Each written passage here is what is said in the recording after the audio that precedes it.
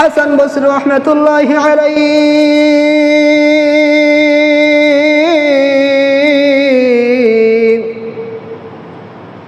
যৌবন বয়সে বিভিন্ন শহরে ব্যবসা করতেন। ব্যবসার জন্য একবার রোম শহরে গেলেন। রোম শহরে হাসান বসরি রাহমাতুল্লাহি আলাইহি স্বর্ণের ব্যবসা করার জন্য গেলেন। রোম শহরে গিয়ে রোমের প্রধান উজিরের সঙ্গে তার সাক্ষাৎ হয়, বন্ধুত্ব হয়ে যায়। যখন এই ব্যবসার কাজে রোম শহরে যান, ওই উজিরের সঙ্গে দেখা করেন, রোমের প্রধান উজিরের সঙ্গে দেখা করেন। একবার হাসান বসরি রাহমাতুল্লাহি আলাইহি রোম শহরে ব্যবসা করার জন্য গেলেন। প্রধান উজিরের সঙ্গে ব্যবসার কাজ সেরে প্রধান উজিরের কাছে গেলেন।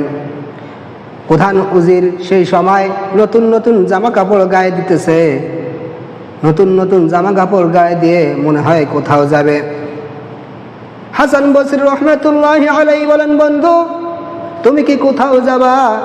প্রধান উজির ডাক দিয়ে বলতেছে, হাসান চলো, আজকে তোমাকেও আমার সঙ্গে যেতে হবে।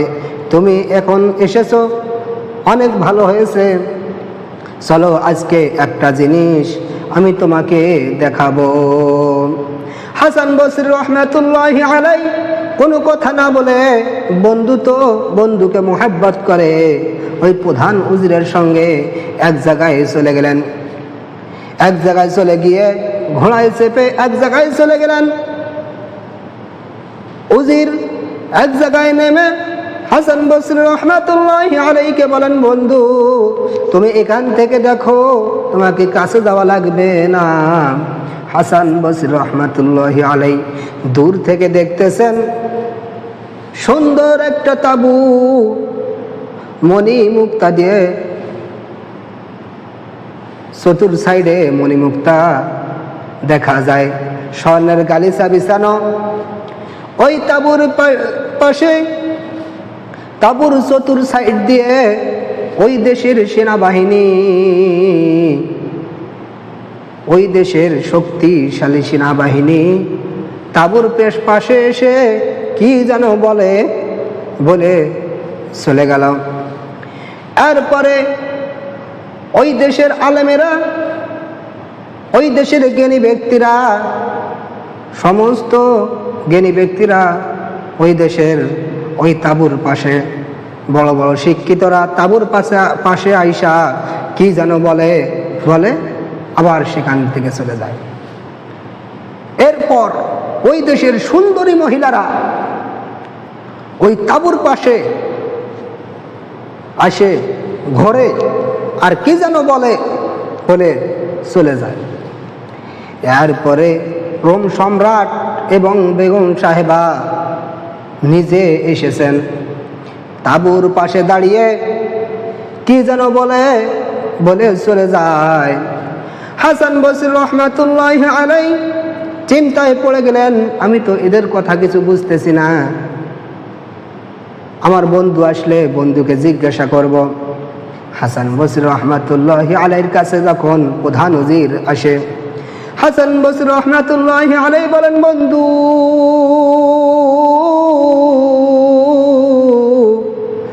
আমি তোমার কাছে একটা বিষয় জানতে চাই, এখানে এতক্ষণ ধরে কি ঘটনা ঘটল? ওই উজির ডাক দেয়া বলতেছে, হাসান এখানে কি ঘটনা ঘটলো?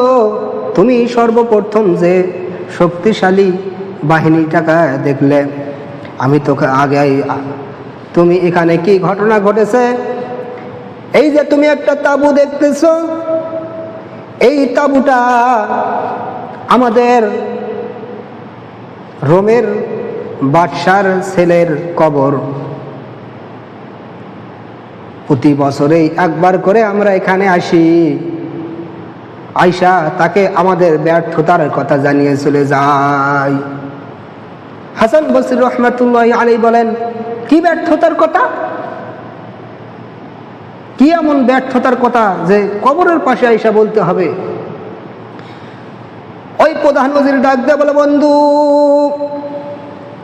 ব্যর্থতার কথা হলো ওই যে তুমি শক্তিশালী বাহিনীকে দেখলা প্রথমে যে আসলো, আইসা কবরের চতুর্পাশ দিয়ে ঘুরলো আর নিজের ব্যর্থতার কথা বলে চলে গেল।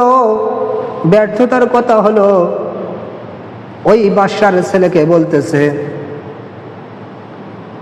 আমাদের যদি শক্তি থাকতো, আমাদের যদি ক্ষমতা থাকতো, আমরা তোমাকে এখানে যেতে দিতাম না। কিন্তু যার হাতে এই সমস্ত যে এই কাজগুলো পরিচালনা করে, তার কাছে আমাদের কোনো শক্তি, আমাদের কোনো ক্ষমতা কাটে না, আমাদের কোনো ক্ষমতার তার কাছে কোনো বেল নাই। আমরা তোমাকে রক্ষা করতে পারি নাই, আমরা তোমাকে রক্ষা করতে পারি নাই। তার যেরকম মর্জি হয়েছে সে তোমাকে সেইভাবে নিয়ে চলে গেছে। আমরা তোমার জন্য কিছুই করতে পারলাম না। প্রথম দল এই বলে চলে গেল। দ্বিতীয় দল যখন চলে আসলেন, দ্বিতীয় দল চলে আসার পর হাসান বসরি রহমাতুল্লাহি আলাইহি বললেন, আলেম জ্ঞানীগুণী লোকেরা আসলো, তারা কি বলে চলে গেল? হাসান বসরি রহমাতুল্লাহি আলাইহি যখন জিজ্ঞাসা করলেন, তখন ওই উজির বলতেছেন, তারা গণ্যমান্য সম্মানিত লোক, রোমের সম্মানিত লোক, তারা তাদের বিদ্যা দিয়ে বুদ্ধি দিয়ে এই সন্তানকে রক্ষা করতে পারে নাই, এটাই তাদের ব্যর্থতা। তারা বলে গেল, আমরা আমাদের জ্ঞানকে তোমার জন্য কোনো কাজে নিয়ে আসতে পারি নাই, আমরা তোমাকে রক্ষা করতে পারি নাই। যে আল্লাহ এই কাজগুলো করেন তার কাছে আমাদের জ্ঞান বুদ্ধির কোনো কাজে আসবে না। এই বলে তাদের ব্যর্থতা বলেও তারা চলে গেল। এরপরে সুন্দরী মহিলারা আসলো, আইসা তারা বলল, রোমের বাদশার সন্তানের কবরে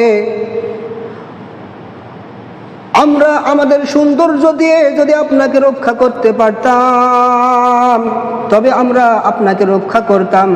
আমাদের সৌন্দর্য যদি আমরা আপনাকে রক্ষা করতে পারি নাই। তারাও এই ব্যর্থতা স্বীকার করে চলে গেল। এরপরে আসলো রোমের বাদশা এবং বেগম সাহেবা। রোমের বাদশা ঈসা বলতেছে, বেটা